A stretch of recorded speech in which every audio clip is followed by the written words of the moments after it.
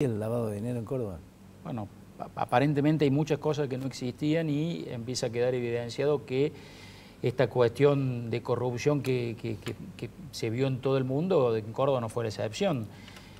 Nosotros sostenemos desde la primera licitación de los gasoductos troncales, la del año 2009, que ahí se había pagado una coima, y no lo decíamos solamente nosotros. Ustedes, siendo legisladores, estaban en el recinto cuando apareció la famosa lista de Alberto Youssef, un arrepentido, que nombraba 750 coimas y hacía referencia en 4 oportunidades a una coima pagada en Córdoba por los gasoductos troncales por 36 millones de dólares. Después, por supuesto, eso había que, eso era un rompecabezas. Nosotros empezamos a armar un rompecabezas sin siquiera saber cuál era la figura final en la que íbamos a terminar, pero teníamos un montón de piezas que había que ir encajando. Y nos termina encajando esta historia cuando advertimos que en el año 2011, previo a esta segunda licitación, que fue esta segunda licitación del 2015 que gana Odebrecht, claro, es fruto absolutamente de la coima pagada en la primera, claro, que quedó sin efecto porque el gobierno nacional le termina quitando los hablas de la provincia de Córdoba y no se puede hacer. Pero aquella primera licitación, que tenía 3 actores principales, que era una UTE constituida por Andrade Gutiérrez, por IEXA y por Brito Sociedad Anónima, empresa de la persona que usted acaba de nombrar, que es Horacio Miró. Cuando nosotros advertimos que en el 2011 hubo movimiento financiero de intercambio de acciones de empresas en las que verdaderamente no habían salido a la luz, y vemos quiénes son las personas con nombre y apellido que están vinculadas, entonces vemos cómo en el año 2011 y pocos meses antes de que Britos abandonara la UTE, hay una transferencia de acciones de una empresa de IEXA, precisamente la otra integrante de la UTE, que le transfiere el 40% de esta empresa a GEDISA.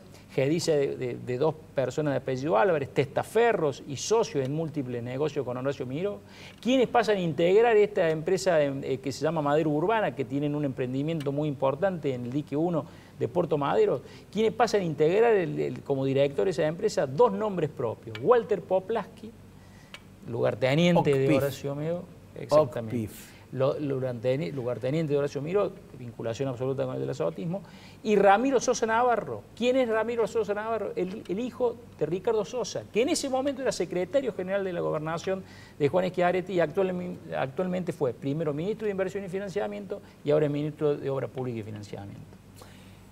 ¿Sabes por qué estoy seguro de que están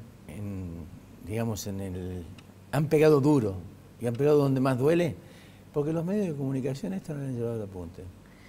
Bueno, nosotros estamos, es la primera vez, hemos sido parte conjunta en muchas denuncias, ¿no?, en relación a la corrupción. La primera es decir que la corrupción ha atravesado tanto nacionalmente como provincialmente. Cuando uno mira los nombres se repiten. Sí, o sea, sí, si hablamos sí. de IEXA Mauricio Macri; si hablamos de electroingeniería es el gobierno de Córdoba; Miró es de la Sota. Digo, la verdad que la corrupción ha atravesado a todas las estructuras. Nosotros estamos seguros que es la primera vez, por lo menos esa es la percepción que tenemos y que hemos compartido tanto con Aurelio como con Juan Pablo, de que nosotros logramos cerrar de algún modo este círculo de sabíamos que había corrupción, nos costó mucho con el Camino al Cuadrado, nos costó mucho con la terminal, encontrar la ruta por la cual este dinero había sido blanqueado, ¿no? Entonces, la primera vez, y por eso es también la primera vez que sentimos la fuerza de la denuncia y también el cerco mediático, digamos, que se monta a partir de esto. Cuando los otros días presentamos la denuncia a la UIF, estábamos con la convicción de que le estamos dando, no trajimos ahora, el rompecabezas por el cual se blanquearon estos 32, 36 millones de dólares que fue la coima que habría pagado Odebrecht, Andrade Gutiérrez, OAS, el nombre que le querramos poner, porque en realidad eran uno solo. ¿A través de quién? De quién era el responsable. Dicho por nosotros, no. Dicho por la investigación en Brasil. El responsable de distribuir las coimas en la Argentina era la persona designada por IEXA. O sea, IEXA era la empresa que tenía que distribuir de algún modo la coima a las otras. Entonces, cuando hacemos la línea de tiempo, coincide temporalmente que Brito se retira de los gasoductos Córdoba y que a partir de los datos que da Juan Pablo de Álvarez pasan a integrar Madero Urbana. La verdad que es una operación compleja, que a nosotros no nos fue fácil obviamente encontrarla, pero que además hemos acreditado con los propios papeles que tiene la documentación. Por lo tanto, Sí sabemos que estamos por el No camino dudo de correcto. Y eso. te voy a decir una cosa, ¿sabes qué nos da la pauta de que estamos en el camino correcto? Que toda la defensa que hicieron en La Voz del Interior a quienes consultaron tuvieron que ver con cuestiones de es un delirio, no tiene ni pie ni cabeza. Ninguno dijo, mire, nos parece que si tienen prueba está bien que vayan a la UIF y nosotros vamos a concurrir a la UIF a desmentirlo. La verdad que las explicaciones son de por más burda, nadie ha salido a decir, no, miren, esto no es así por esto, por esto, por esto, por esto. O sea, hasta ahora esto no ha sucedido y creo que lo que intentan es desprestigiar a quienes hemos hecho la denuncia, como lo han hecho siempre, ¿no? La verdad que no nos preocupa eso. Yo cuando leí esto, no estaba acá, pero cuando leí esto, dijo, gol, acá está.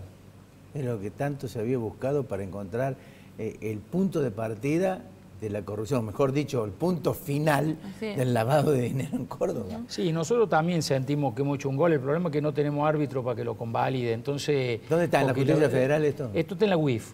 En este momento, a ver, nosotros tuvimos 3 vías. Tenemos la vía abierta en Curitiba, en donde estuvimos el año pasado hablando de estos temas y donde surgió este tema de cómo las empresas brasileras en los lugares donde no podían directamente a hablar con gobiernos o con dirigentes o con empresarios que se hacían socios de una empresa local, en este caso está acreditada en la causa, no es un invento nuestro, que era IEXA, y a través del CEO de IEXA, Javier Sánchez Caballero, era la persona que era el encargado, y lo dice Marcelo Odebrecht en una declaración en Perú, y lo dice claramente sobre Argentina, dice, nosotros teníamos empresas locales socias que sobornaban funcionarios políticos de la oposición y del oficialismo y de la oposición, sobornaban a empresas y sobornaban periodistas. Lo dice claramente Marcelo Odebrecht, lo dice claramente. Y nosotros hemos, digamos, y después ellos compensaban con esas empresas locales como eran las cuestiones de los sobornos.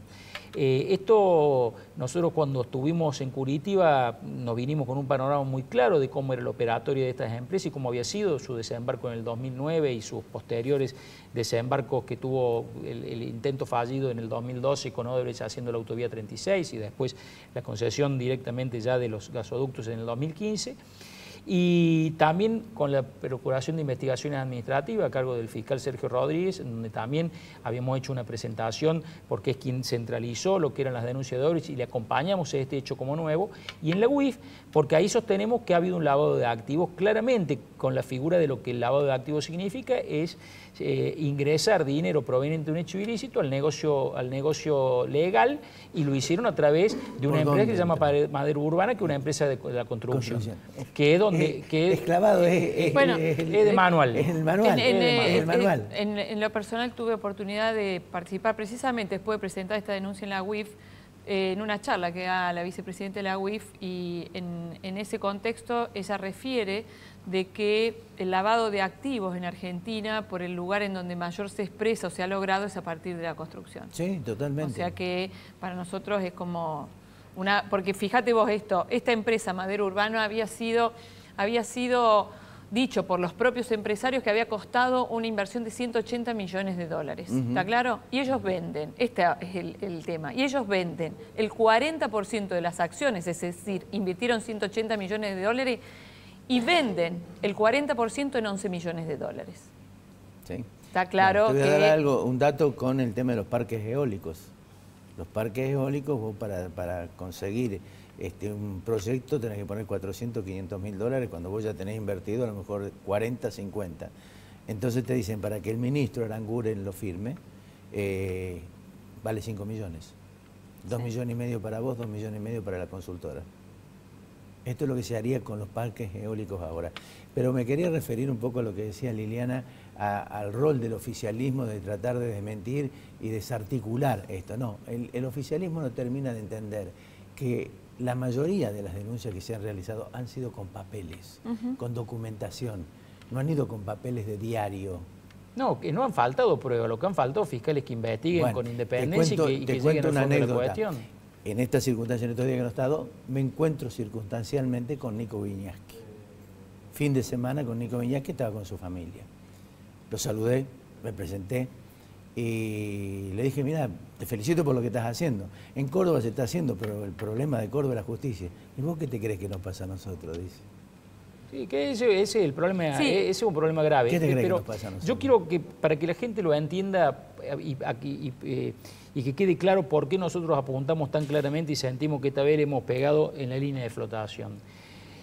Nosotros estamos denunciando una operación de lavado de activos entre septiembre y diciembre del año 2011. Claro. Septiembre y diciembre del año 2011 se da la particularidad. El 7 de agosto había sido la elección a gobernador en Córdoba del año 2011. Había ganado José Manuel de la Sota. Schiaretti dejaba el poder el 10 de diciembre y se lo entregaba precisamente de la Sota. Queda tan clara la estructura de negocio en Unión por Córdoba entre de la Sota y Schiaretti, queda tan expresada que en esos 3 meses en que uno se iba y el otro llegaba, pone de la Sota un hombre de su riñón y su confianza a controlar este negocio, como Walter Poplaski, que es Horacio Miro, y Schiaretti pone nada más y nada menos que al hijo de Ricardo Sosa a controlar este negocio. Entonces, digamos, es como que papeles sobran, Ricardo, pruebas sobran. Ahora realmente queremos ver si la UIF y los que investigan están a la altura de las circunstancias para animarse a investigar lo que nosotros le hemos llevado servido en bandeja. Pienso rápidamente el acuerdo Macri-Schiaretti. Digo, ¿hasta dónde llegar hasta ahí?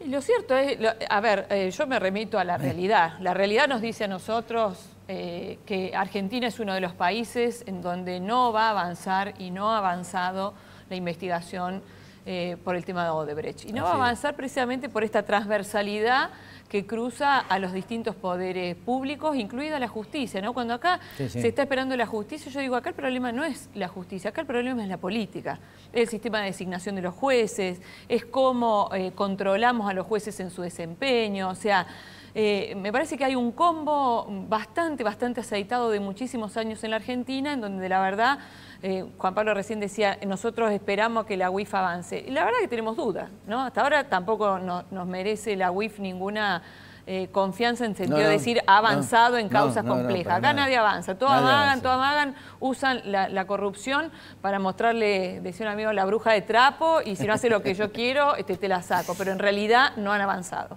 Liliana, Juan Pablo, muchas gracias.